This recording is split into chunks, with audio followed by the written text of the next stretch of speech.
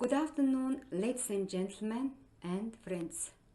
I'm Gerel, a member of the Committee on the Rights of Persons with Disabilities.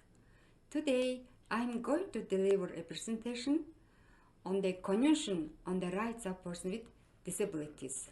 I must say that it's my honor for having an opportunity to deliver this presentation today to you all. At the end of this presentation, you will have some brief understanding about this convention, and you will use them for your advocacy work and for your implementation of this convention at national level. Let's back to the first part about brief introduction about this convention. We all know that this convention was adopted in 2006 by the General Assembly of UN and came into the force 2008. This is the first human rights treaty that recognizes human rights of persons with disabilities. On the other hand, we also can say that this is the international agreement among states set out human rights of persons with disability and corresponding obligations on state parties. As mentioned, Convention first time recognized the human rights of persons with disabilities. Those are same rights, just anyone else. Treaty underlines that persons with disabilities should enjoy these rights without any discrimination, and they should enjoy those rights on an equal basis with others. So we can say that this treaty sets out obligations on state parties to promote, fulfill, and respect human rights of persons with disabilities. So in order to ensure the effective implementation of this convention, state parties need to take some additional measures and different measures. So all these obligations set out in this convention. So let me give you about the rights set out in this convention. Actually, convention consists of 50 articles. The first 4 articles are about the general principles and objectives of this convention. And article from 5 to 30 is about the specific rights of persons with disabilities. And article 31, 32, 33 is about the specific obligation of state parties, and from article 34 until 50 is about the Committee on the Rights of Persons with Disabilities. It's about the reporting obligation of state party, and other general issues were set out. Let's talk about purpose of this convention. The Article 1 of the convention talks about its purpose.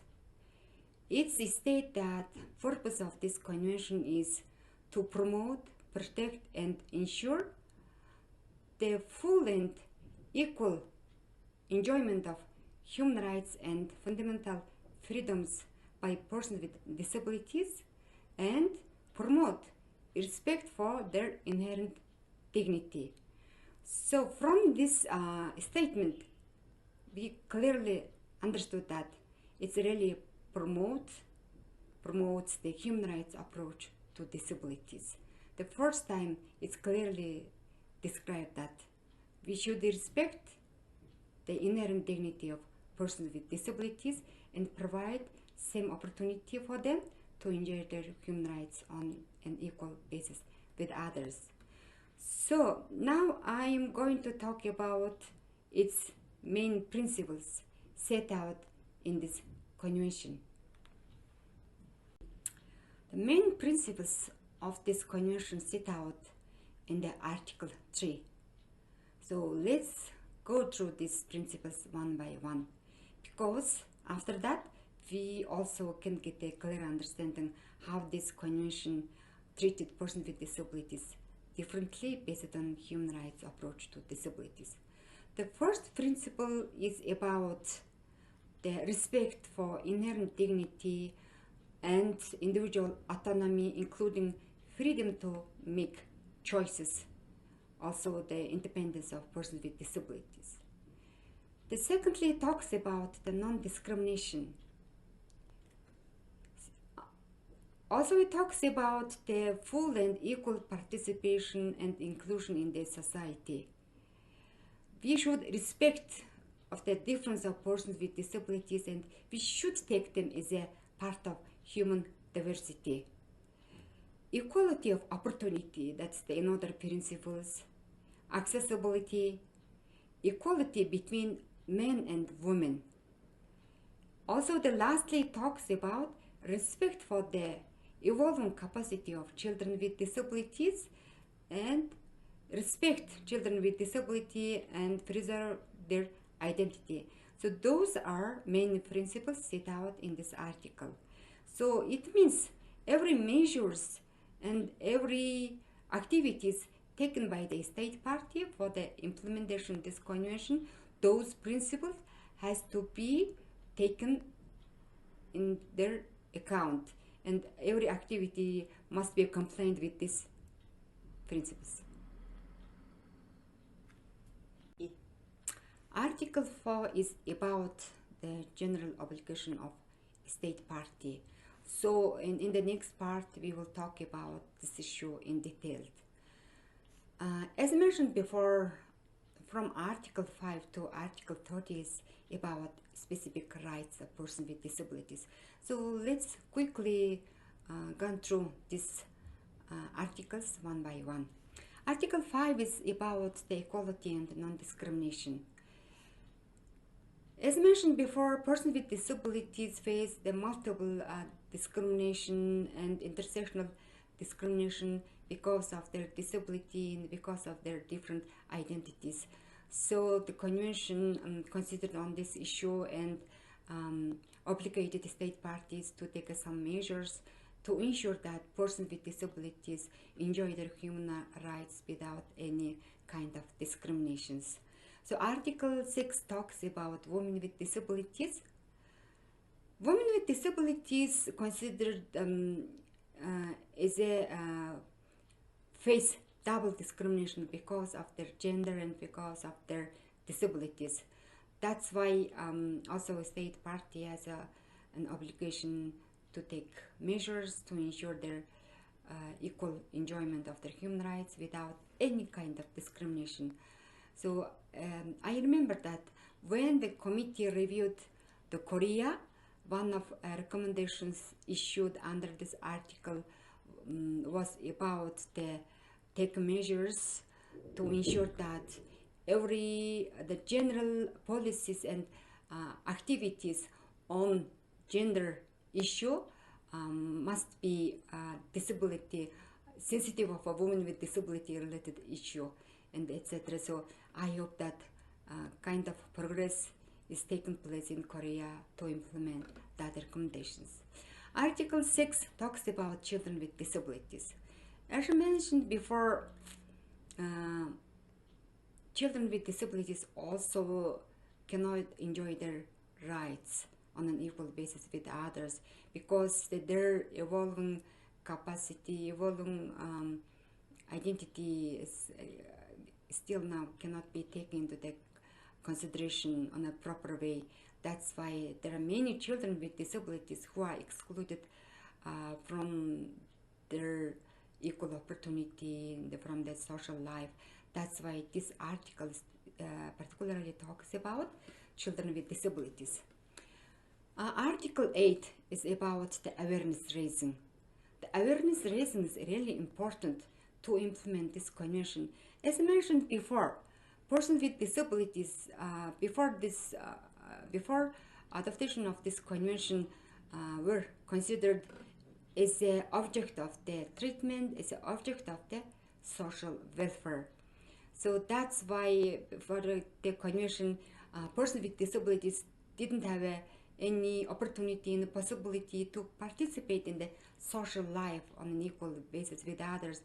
That's why they're considered as a burden of their families, burden of the society, and isolated from the social life and society. So that's why this article is specifically talks about this issue and give application to state party to take comprehensive measures to raise awareness on the rights of persons with disabilities and their needs and their capacity and how they can be equal member of the society, etc.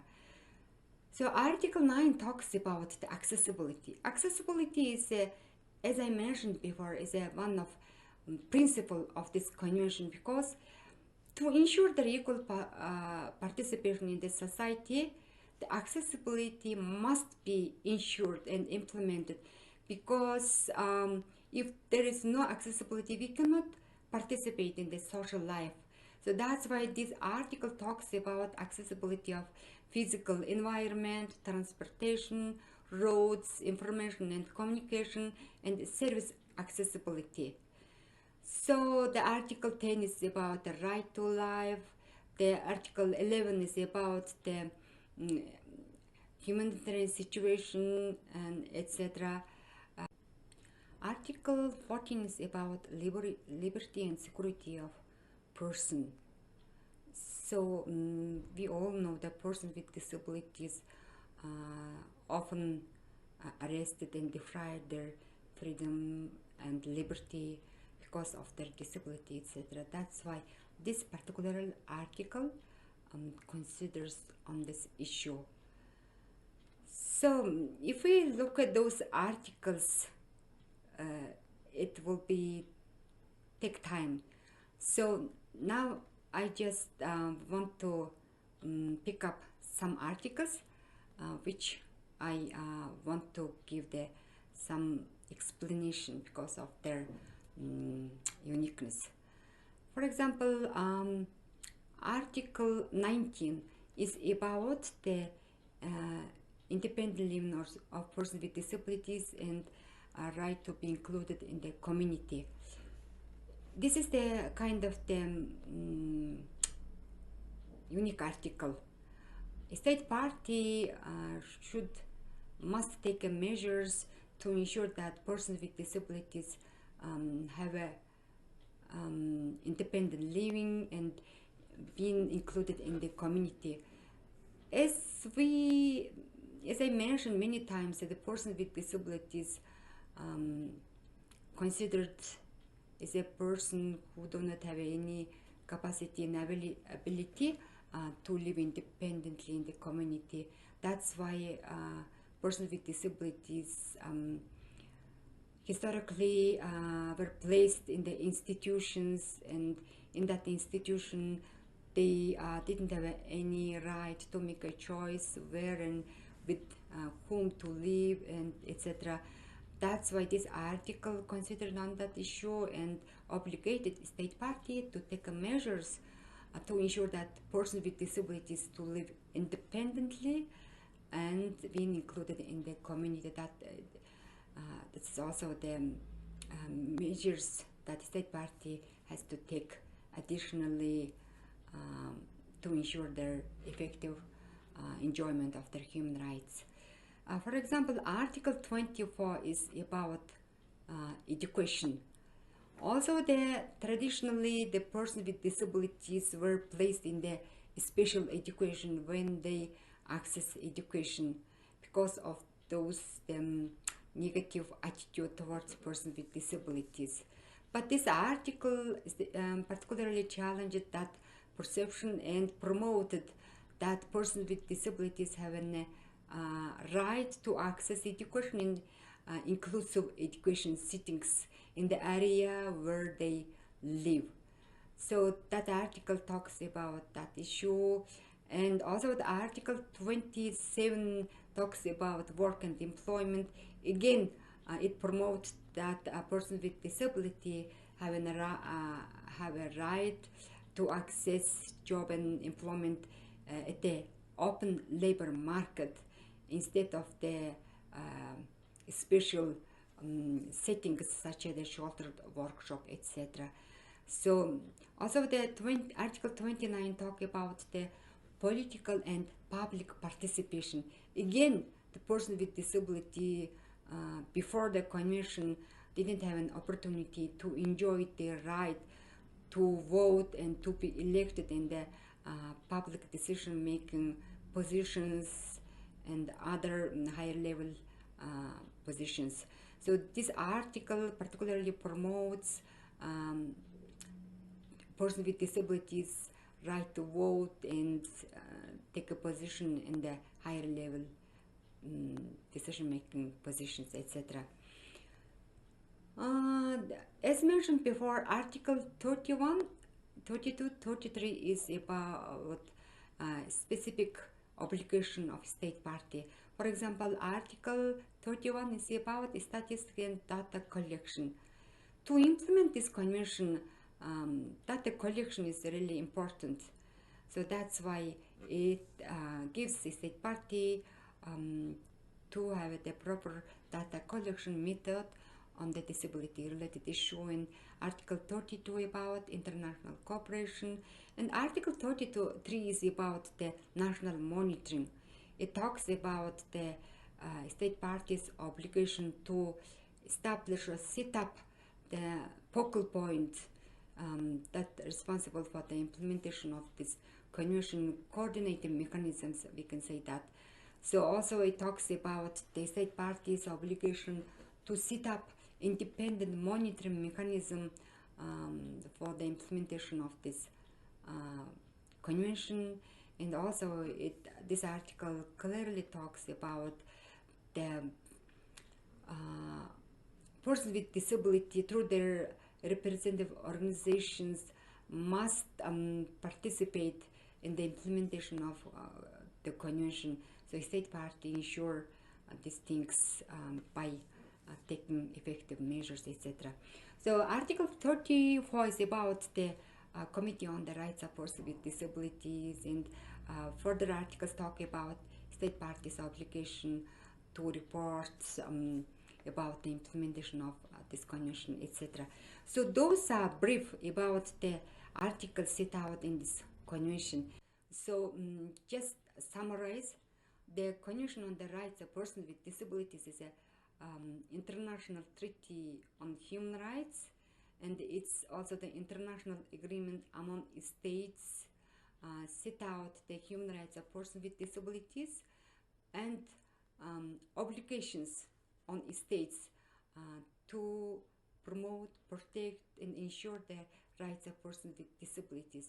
Really, this convention recognizes the rights of persons with disabilities and declare that persons with disabilities must have the equal rights on an equal basis with others, and they should enjoy with those rights without any discrimination, and persons with disabilities inherent dignity has to be respected. So those things promote by this convention, and this convention really introduced many new concepts on disabilities, including the reasonable accommodation, non-discrimination based on the disability, evolving capacity of children with disability, accessibility, and independent living, individual autonomy, respect the inherent dignity, etc. So many such kind of new terminology and new understanding is introduced by this convention.